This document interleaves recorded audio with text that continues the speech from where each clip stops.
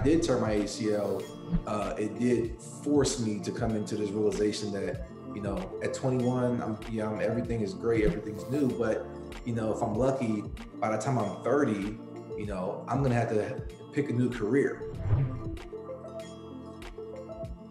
What it boiled down to me was fear. And it was fear of the unknown. And it was a feeling that I had never really had to come to grips with in terms of, you know, anything that didn't look like football.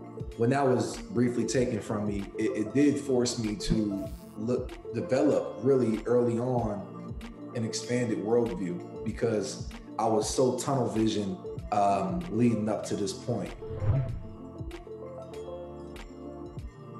I have a very deep motivation to align everything I'm doing in my life with my values. So Kingdom Group is essentially this idea of how can we galvanize like-minded people on similar missions who care about similar things to create scale. Because I can only do so much individually. In parallel with that, I Am Nation, right? You know, this is something that I've always kind of been thinking about.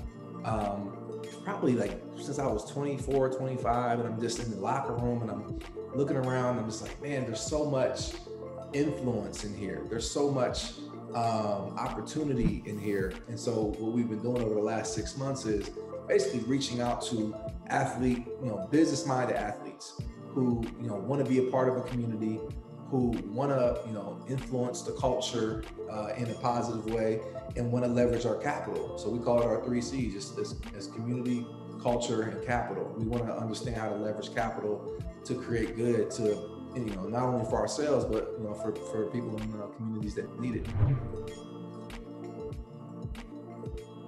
There was this dynamic where it felt as if, at least from the player's perspective, that the NFL wasn't really coming to bat for us, wasn't really taking a stance that said that Black Lives Matter or these injustices matter, and it was more so taking the safe route. Fast forward, 2021, 2020, obviously it's a whole new shift, you know, the public awareness on these injustices and the stance that some of these companies are taking. The NFL now is taking more of an approach that says, look, we support our players, you know, they want to protest and take a knee, by all means do it, and great, right? Is it an authentic perspective that they have? Is it an authentic position that they have? Form your own opinion. Are they doing some good things? Yeah. It's more reactive than proactive. I was looking for ways to cut down recovery. I started consulting with a nutritionist. She's like, have you ever thought about going plant-based? I was like, no, I play in the trenches. There's no way I could do plant-based. She's like, nah, you're not understanding the whole entirety of what that means.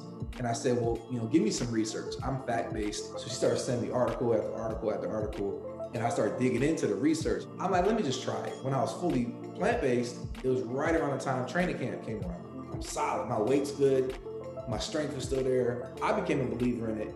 And then when my wife got on board, it was game over. My wife is a professional chef. My teammates started noticing that I was eating meals from my wife. They like put me on the meal plan. Slowly but surely, by the end of the year, we look up, we had about 15 guys on the meal plan. I think it was one of the best decisions I made for my career and just longevity of life.